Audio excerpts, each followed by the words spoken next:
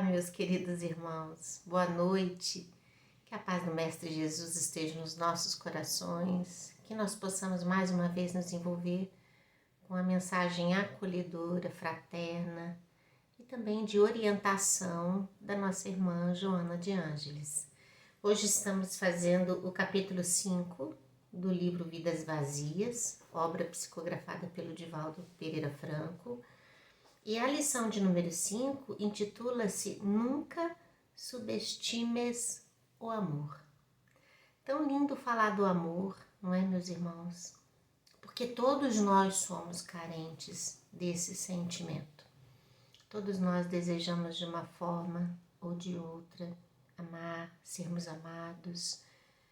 Essa sensação do afeto que a gente necessita para viver, para estar feliz. E a vida, ela toda, ela caminha, ela tramita dentro desse sentimento. Porque nós fomos criados por Deus e Deus é Pai, é amoroso, é justo, é benevolente.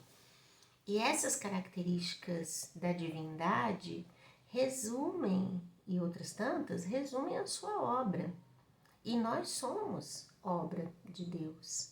Então, tudo que permeia a nossa vida, da nossa existência, da nossa relação conosco mesmo, com as coisas à nossa volta, tudo isso está marcado por esse sentimento de amor divino. Acontece que Joana vem trazer nessa lição de hoje, meus queridos irmãos, reflexões importantes para nós. Porque ela vai colocar para a gente a nossa dificuldade ainda de entender o amor que Jesus nos ensinou, ao mesmo tempo que a gente necessita da manifestação desse sentimento nas nossas vidas. Ela coloca para nós a questão da solidão, ela coloca para nós a questão da expectativa que a gente tem do amor compartilhado com outra pessoa. Ela coloca do amor que transcende essa relação apenas do amor carnal.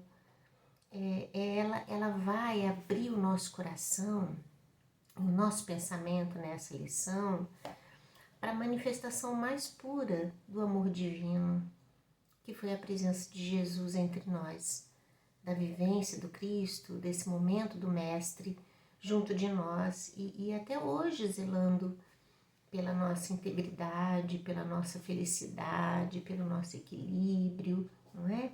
Então, uma lição belíssima.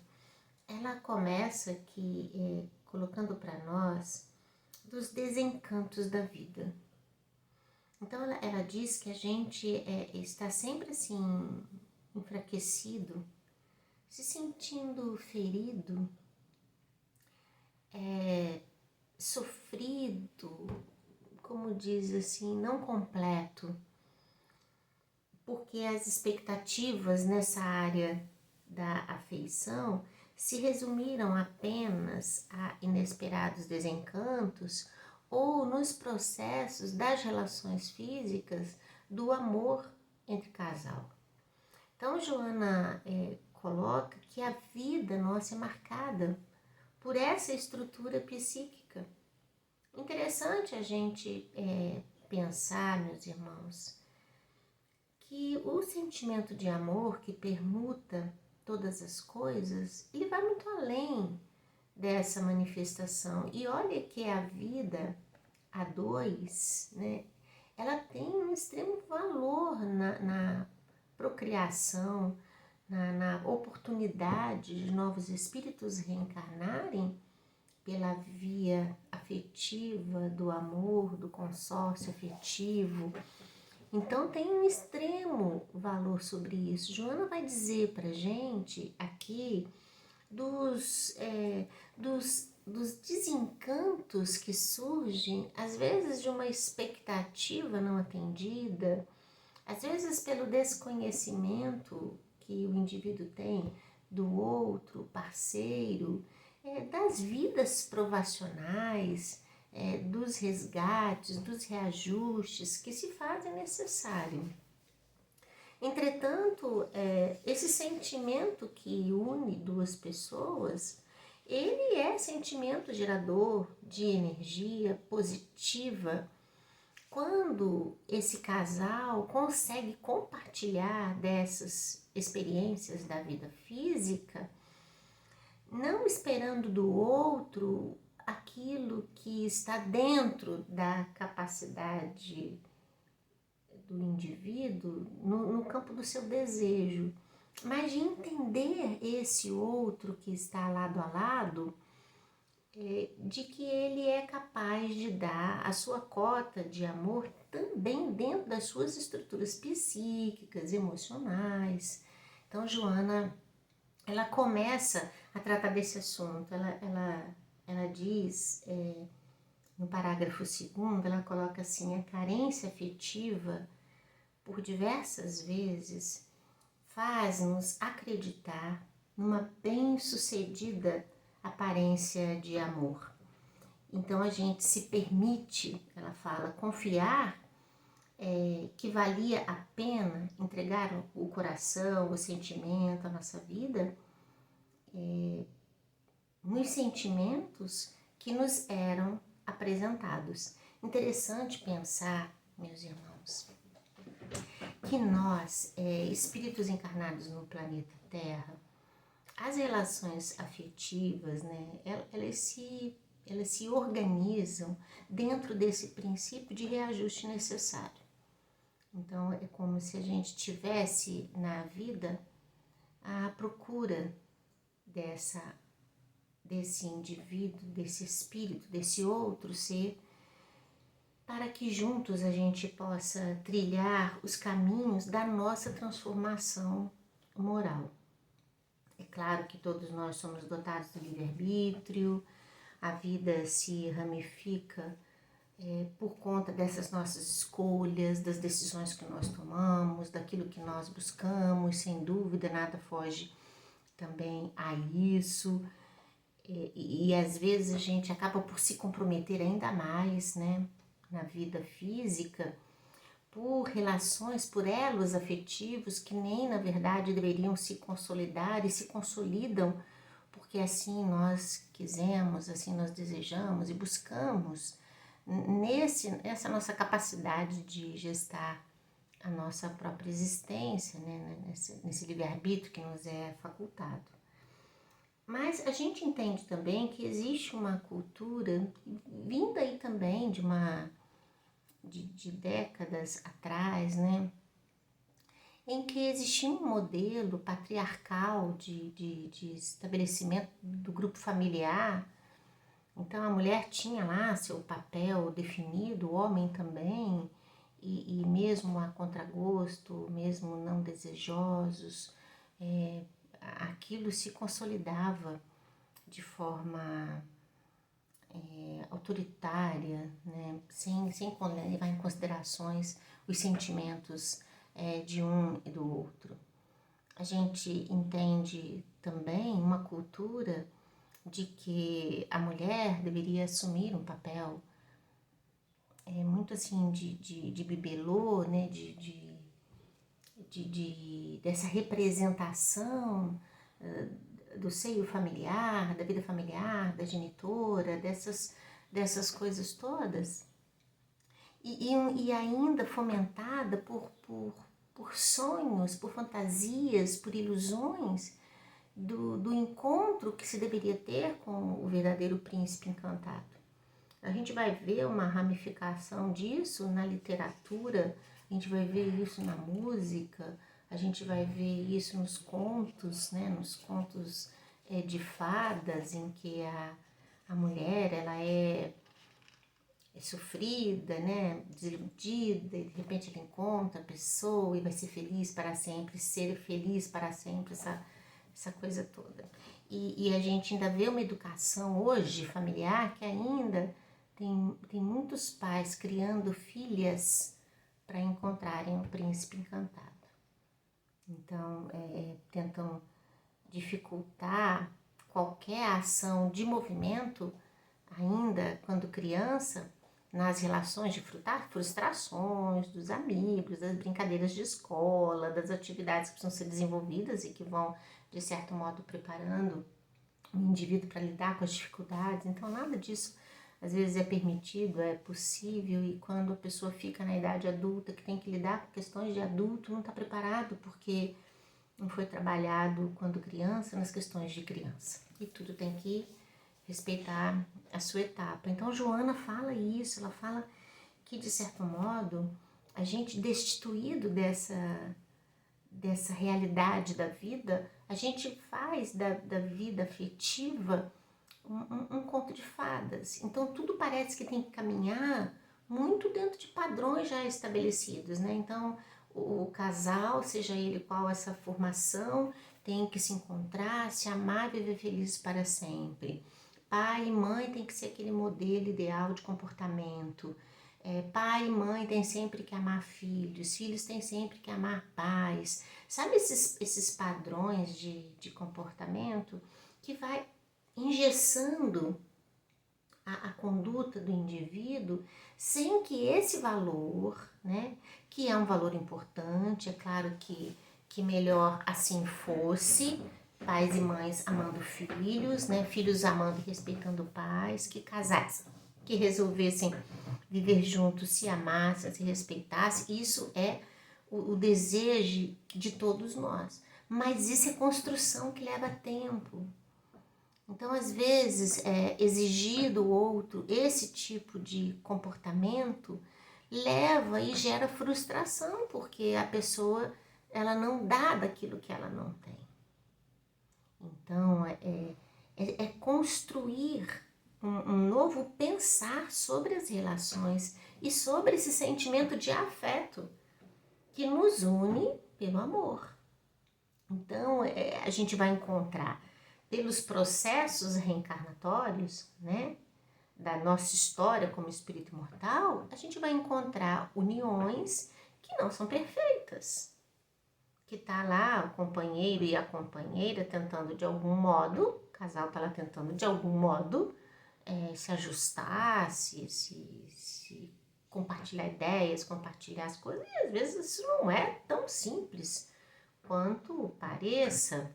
A gente vai ter pais e mães que não amam seus filhos como os padrões de comportamento estabelecem. A gente vai ter filhos que também não amam assim seus pais. E essas relações, elas são claras para quem entende o espírito imortal como um ser em evolução que traz consigo as suas experiências do passado e que às vezes vai ter ali na condição de pai, de mãe, de filho, de marido, de esposa, de companheiro, de companheira, de companheiros, de companheiras, vai ter essa relação toda, às vezes marcada por um inimigo do passado, né, por alguém de necessidade de reajuste, de alguém de grande conflito de ideias. Então a gente entende isso, né?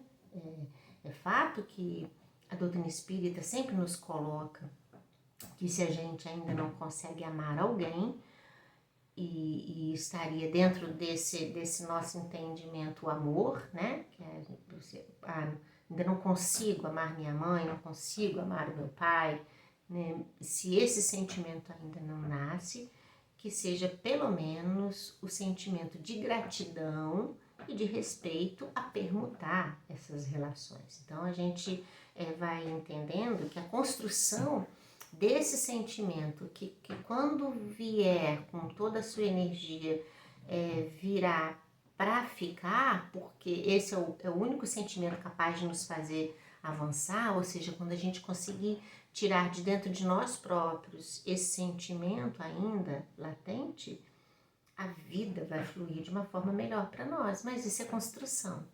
Isso não vem de fora para dentro e nem se estabelece com as bases de conformidade social. Ela vai mesmo dentro da nossa construção. Então, Joana vem falando que às vezes esse nosso pensar, esse nosso desejar da vida do afeto, do amor, é que faz com que a gente se frustre. Por quê? esperar às vezes do outro aquela cota de amor como a gente gostaria que fosse, às vezes nem sempre é possível. E eu me lembro, né, de William Shakespeare, quando ele diz que a gente, na vida de relação e no amor, ele fala assim que a pessoa que a gente ama pode não nos amar do jeito que a gente desejaria. Mas isso não quer dizer que essa pessoa não nos ama com tudo que tem. Olha como que isso está muito dentro desse olhar generoso para o outro, né? Porque às vezes a gente vê a pessoa falando assim, mas eu queria só que ele me amasse, que ele me respeitasse, que me tratasse com carinho, sabe essas coisas assim, né? Que às vezes a gente coloca em relação à pessoa que nós escolhemos para compartilhar a vida. E a pessoa às vezes não dá, ela não vai dar esse amor, às vezes desta forma. Mas tem outros sinais desse afeto, tem outros indícios de que o amor ali existe de alguma maneira, né? Talvez não nessa manifestação da forma como um deseja, mas existe. E é preciso pensar nessas coisas. Joana, ela vai colocando isso. Ela diz assim que a gente às vezes se encanta pelas pessoas, né? E fica apaixonado e quer casar e tal. Imagina, faz uma ideia daquela pessoa, da índole da pessoa, do comportamento da pessoa, que não é uma coisa verdadeira. E quando a gente se dá conta de que aquilo que a gente imaginou não é de fato que acontece, a gente se abate e cai nesse desencanto profundo. E a gente tem visto, né, na história da humanidade muitos crimes, muitas violências físicas, morais, né, que acontecem, que se estabelecem porque esse lado do afeto não está bem resolvido, né? São as cenas de ciúme, de ódio, de ressentimento, de violência, de morte, sempre tramitando no meio dessas relações conflituosas que se chamam amor, mas que ainda não retratam o amor que Jesus nos ensinou. Por isso que ela fala assim, não subestimes o amor. O amor vai muito além desse olhar. Ele está muito presente em outras tantas coisas na nossa vida que a gente não se dá conta.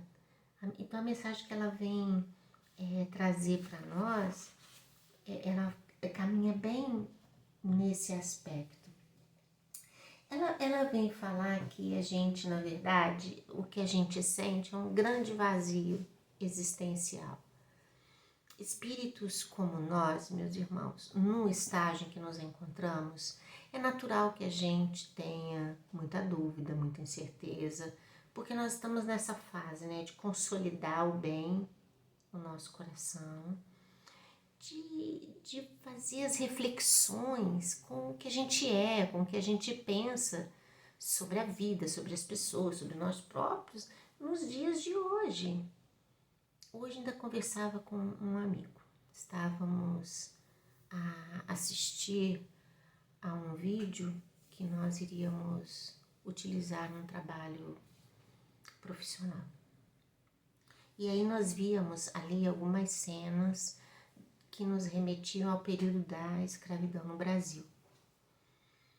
E nós estávamos ali, né, passando aquelas fotos reais, fotos que retratavam aquilo, e a gente estava olhando e em um dado momento a gente estava até se sentindo mal com o que a gente estava vendo ali, e de pensar que isso fez parte da história do nosso país, de espíritos que viveram tamanha humilhação, tamanho desrespeito, tamanho descaso, né? E a gente fizemos o seguinte comentário, né? Que a gente hoje já consegue se chocar com essas imagens, né? Mas já teve tempo em que não nos chocávamos e talvez até fôssemos aqueles que mandamos chicotear, matar ou amarrar daquela forma insana aquelas pessoas, né? Então é perceber que nós estamos num processo de crescimento e de melhoria, de avanço moral. Esses dias eu estava vendo uma propaganda que mostrava como que meninas de cor de pele preta assistiam a Ariel, personagem da Disney, e a Ariel agora, né, vem na pele preta. E como que elas estavam ali assistindo pela primeira vez a personagem, né, nessas novas filmagens, e elas reconheceram ali elas próprias. É muito interessante a gente olhar, ver o olhar daquela criança que de repente estava deitadinha e levantava e chamava a mãe, para a mãe ver, para a mãe perceber que aquela personagem ali era igualzinha a ela. Meus irmãos, é desse amor que não cria diferenças.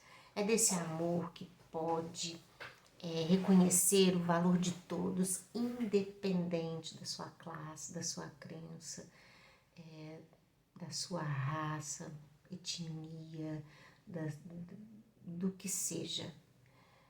É muito mais do que isso.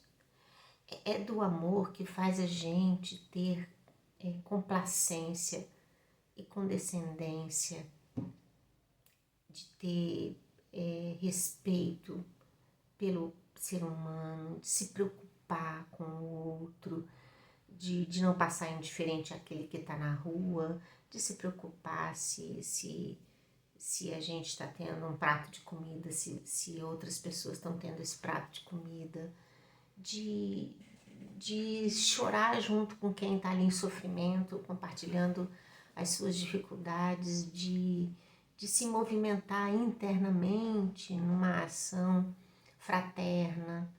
E às vezes esse amor que é o que a gente procura, porque a gente acaba restringindo o sentimento de amor apenas nas relações afetivas do consórcio amoroso. Mas quando o Joana fala não subestima, é porque vai muito além disso. Então a gente não pode reduzir a uma acanhada percepção nossa de um amor que transcende isso tudo. A vinda de Jesus é uma manifestação imensa de amor.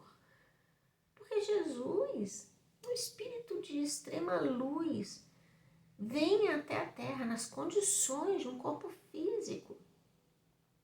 Isso é imenso amor.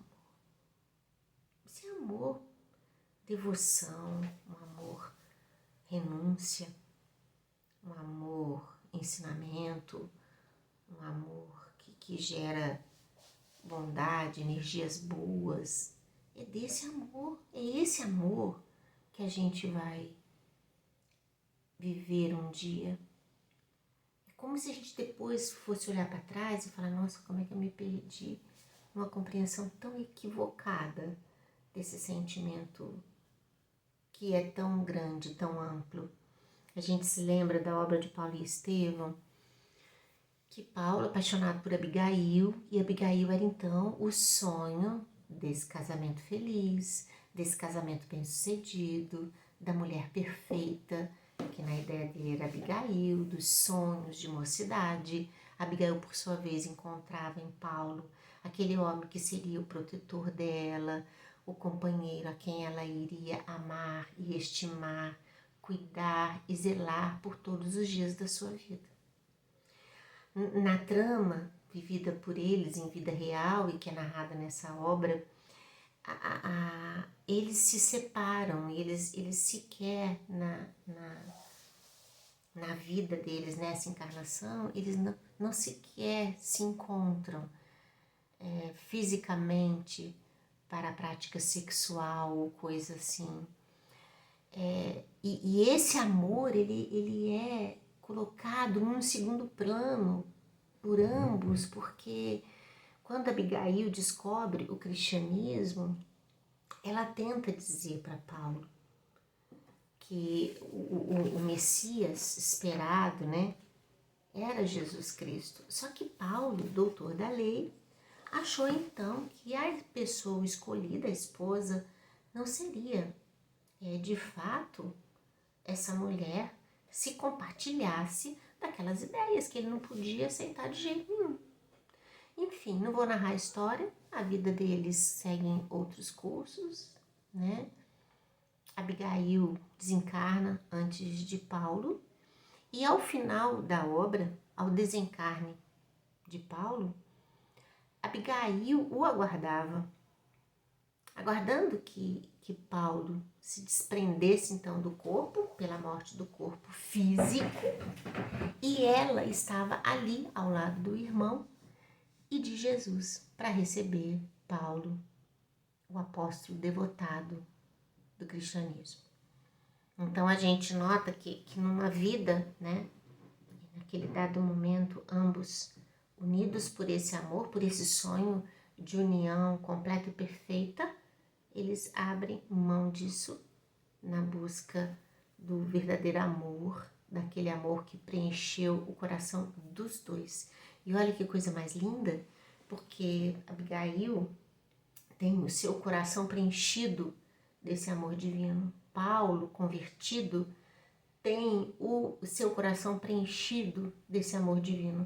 E apesar de estarem ambos em dimensões diferentes, tanto ela quanto ele trabalhando em nome de Jesus para fazer com que a mensagem do Cristo fosse vivida, fincada com bases e raízes no seio da humanidade, para depois então, ao final desta parte da tarefa cumprida, eles se reencontrarem. Então, o amor que os unia era cada vez mais forte, cada vez mais intenso, numa transcendência muito maior do que aquela que envolve um casal numa relação afetiva não pautada, né, por essas vertentes espirituais. Olha que coisa bonita e linda. Joana, ela vem dizer para nós que em meio a essa situação toda, há aqueles que lutam vivendo na solidão, que não conseguem nessa existência ter essa relação de afeto com alguém. Joana fala que essas situações, elas se desenham, elas acontecem muitas vezes pelo livre-arbítrio mesmo, daqueles que se fecham para o mundo, para essas relações, ou que tem um nível de exigência muito grande, que não se permitem tocar pelo coração. E outros são situações provacionais mesmos, né? Daquela que tira o indivíduo desses caminhos que conduzem esse processo da vida a dois, para que nessa existência outro lado desse indivíduo possa se desenvolver, possa se alinhar de uma forma melhor. Ela coloca para nós, meus irmãos, dessa afeição que a gente pode dedicar às crianças, aos idosos, às pessoas com as quais nós convivemos. A gente vai ter, ao longo da nossa existência, história de pessoas que não compartilharam a vida desse amor para se dedicar à obra cristã, à obra do Espiritismo. A gente tem Chico Xavier, que não cansou de falar sobre isso. A gente tem Divaldo Pereira Franco, né? A gente tem Irmã Dulce, Maria Teresa, a gente tem tantos que passaram por nós, né? Deixando pra gente uma mensagem que a vida deles era extremamente dedicada ao amor, mas um outro amor, o verdadeiro amor. Isso é que a gente precisa pensar. Joana diz assim, olha, finalizando a lição, ela diz: desperta para o amor verdadeiro, aquele que ilumina a noite dos sentimentos e alarga a vereda por onde seguem os aflitos. Desce desse pedestal imaginário em que te encontras e passa a caminhar com aqueles que vivem em solidão e te olham com avidez, desejando estar contigo pelo menos um momento. Investe neles, esses que também anelam pelo amor e não têm tido oportunidade sequer de receber uma cota da tua amizade. Os relacionamentos humanos são imperiosa necessidade de viver em harmonia. O próximo somos nós, do outro lado, com as mesmas carências e necessidades, aguardando a lapidação indispensável à vitória sobre as paixões amesquinhantes. Renasceste na terra para amar, ensinar o amor, cantar o amor e demonstrar a excelência do amor. Por enquanto, não está na pauta da tua evolução recebê-lo, adonar-te de alegria, usufruires da sua bênção na condição de beneficiário. A solidão é o teu caminho na aprendizagem de amadurecimento e de serviço. Felizes são aqueles que compreendem o dever de ajudar, mesmo quando estão necessitando de socorro. Dessa forma, compreende melhor o significado do auxílio que podes dispensar. Jesus é a luz do mundo. Provou da escuridão resultante do abandono de quase todos os aos quais ele amou, permanecendo confiante e meigo em relação a eles todos, a ponto de retornar após a morte para prosseguir amando-os. Deixa-o amar-te e segue amando-o com abnegação e coragem. Olha que coisa mais linda a mensagem que Joana nos traz do nosso reconhecimento de tudo que nos envolve, marcado por esse amor verdadeiro, que a gente possa refletir. Acho que a mensagem de hoje é uma mensagem de reflexão, para a gente refletir sobre o amor que temos e o amor que damos, o amor que queremos e o amor que recebemos. É preciso pensar sobre isso, fazer essas reflexões, entender se a gente não está errando um pouco na medida, se a gente não está errando um pouco na exigência e se a gente pode buscar novos caminhos desse amor. Se por um lado a gente não está conseguindo preencher o vazio da nossa vida, vamos trabalhar no bem. E esse é um caminho valoroso de energias positivas, capaz de nos fazer fortes, corajosos e vencedores. Muita paz no coração de todos vocês. Até semana que vem, se Deus quiser.